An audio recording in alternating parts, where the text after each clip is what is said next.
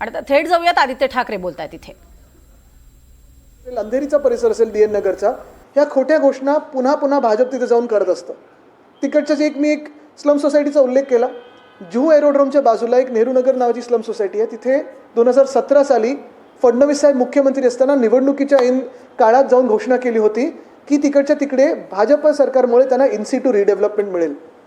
9 वर्ष होऊन गेलेली आहेत. केंद्रात पण त्यांचंच सरकार आहे, इथे पण त्यांचंच सरकार आहे. गेले 3 वर्ष प्रशासक देखील मुंबई महानगरपालिकेचे त्यांचे आहेत. कुठे एक वीट हललेली नाही आहे. तसंच आता ही घोषणा बघा, जी आम्ही मागणी केली होती त्याच्यावर उत्तर बघा काय घाईघाईत दिलं त्यांनी.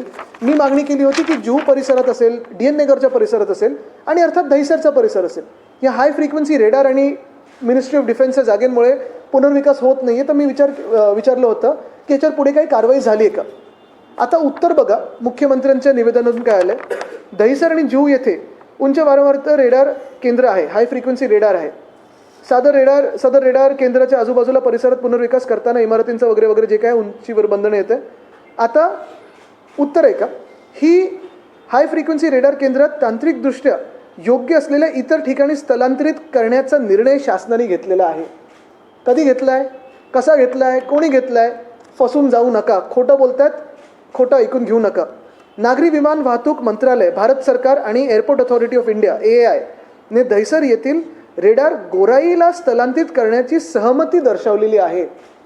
ही सहमती कधी आली, आधी आली असेल तर त्याच्यावर पुढे काही कारवाई झाली आहे का. आणि तुम्ही आत्ता मी प्रश्न विचारल्यानंतर काय फोन करून विचारलं का त्यांना सहमती आहे का. म्हणजे तुम्ही फसवताय ना. तसंच जुहूसाठी उत्तर बघा, अजून हास्यास्पद आहे. त्याचवेळी महाराष्ट्र सरकारने airport authority of India AAI च्या तांत्रिक पथकाला जुहू येथील रडारची पर्यायी जागा सुचवलेली आहे. कुठची जागा सुचवलेली आहे, पर्यायी जागा म्हणजे कुठची, हे जर आम्हाला स्पष्ट करून सांगा. सदर जागा AAI च्या तांत्रिक पथकाला पाहणी करण्याकरता निमंत्रित केलेले आहे. पाहणी करण्याकरता निमंत्रित केले. कधी निमंत्रण पाठवलं तुम्ही, कधी त्यांना बोलवलं, काय तारखेला पाठवलं. बरं, पर्यायी जागा जर असेल तर तुमच्या कॅबिनेटमध्ये मंजुरी असेल किंवा केंद्राच्या कॅबिनेटमध्ये मंजुरी असेल. काहीतरी दाखले असायला पाहिजेत. एकदा हा तांत्रिक अभ्यास पूर्ण झाला आणि पर्यायी जागा निवडली गेली की जुहू येथील उच्च वारंवारता रेडार केंद्र स्थलांतरित करण्याची मंजुरी प्रक्रिया सुरू होईल. ह्याचाच अर्थ हा आहे की दहिसर असो किंवा जुहू असो, आम्ही वर्षानुवर्ष, मग 2014 पासून आम्हाला वाटलं होतं की NDA सरकार आमचं येतं आहे, काहीतरी बदल घडेल. आम्ही शिवसेना उद्धव बाळासाहेब ठाकरे पक्ष म्हणून हा विषय सातत्याने मांडत आलेलो आहे. तसाच हा विषय पुन्हा एकदा मी ह्याच अधिवेशनात मांडला की जुहू येथील हाय फ्रिक्वेन्सी रेडार आहे, दहिसर इकडचं हाय फ्रिक्वेन्सी रेडार असेल, तिकडचं एअरपोर्टचं असेल किंवा इतर काही गोष्टी असतील, ह्या सगळ्या अडचणींमुळे तिकडचा पुनर्विकास जो अडलेला आहे त्याच्यावर पुढे काय झालं.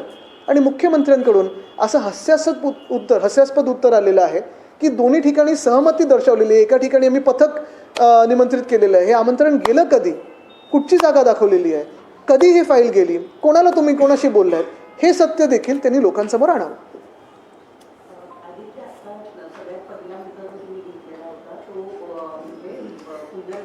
पागडी सिस्टमच्या संदर्भात, परंतु मध्यंतरी ज्या सगळ्या इमारती आहे यांची विभागणी करून काही म्हाडाला, काही MMRDA ला, काही BMC ला विकसित करण्यासाठी दिले आहे. BMCचा मुद्दा सांगायचा झाला तर त्यातून BMC ला उत्पन्न मिळेल असं सुद्धा सांगण्यात आलेलं होतं. ती विभागणी आधीच झालेली आहे. तुम्ही बोलताना असं म्हणालात की म्हाडाला ही संपूर्ण जबाबदारी देण्यात यावी, पण ते नाही.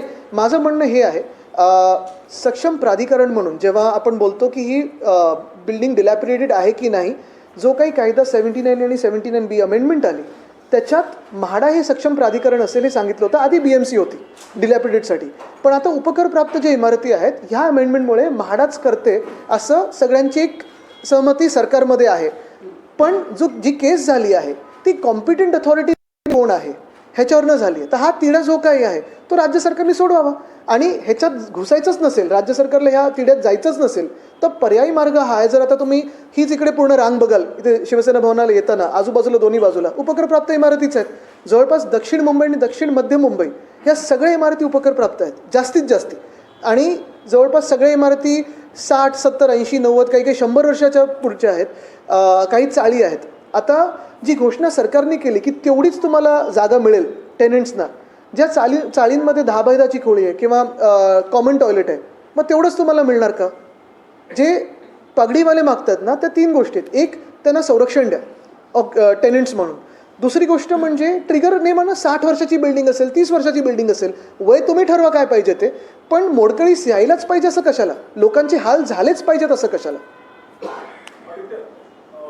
तुम्ही पागडी सिस्टम बद्दल बोललात, खास करून साऊथ मुंबईमध्ये या चाळीस तुमचं पण पागडीच होतं ना. हो, आजही पागडी. आता मी अनेक वेळा फिरलाय. तुम्ही वाचलात, तुमचं रिडेव्हलपमेंटला गेलं ऑलरेडी त्याच्या आधी. फॉर्च्युनेटली आमचं गेलंय, पण बाजूच्या नाही गेलं. माझा प्रश्न असा आहे की महारेरासारखी एक कॉम्प्युटर ऑथॉरिटी याची इतर वेळी नवीन कन्स्ट्रक्शनवर नेहमी एक वचक ठेवून असते, पण रिडेव्हलपमेंटची जेव्हा गोष्ट येते किंवा पागडीची जेव्हा गोष्ट येते तेव्हा महारेराला काही ऑथॉरिटी नाहीये. तर जेव्हा तुम्ही कॉम्पिटंट ऑथॉरिटीची गोष्ट करता तर महारेराला ही ऑथॉरिटी दिल्या तर चालतील का, किंवा महारेरा ही तुम्हाला वाटतं का की कॉम्पिटंट ऑथॉरिटी आहे? बघा, मुंबईमध्ये साधारणपणे 14,500 ते 15,000 इमारती ज्या सेस्ट आहेत किंवा उपग्रहप्राप्त आहेत.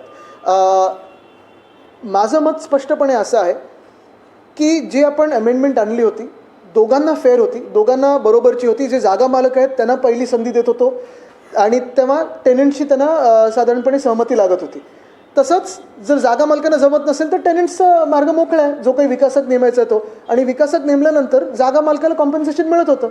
तर म्हणणं एवढं साधं सोपं आहे की सगळं काही बाहेर एकाच अथॉरिटीवर टाकण्यापेक्षा, एकाच प्राधिकरणावर टाकण्यापेक्षा तुम्ही जे चालू आहेत त्याला थोडा मार्ग सोपा करून द्या.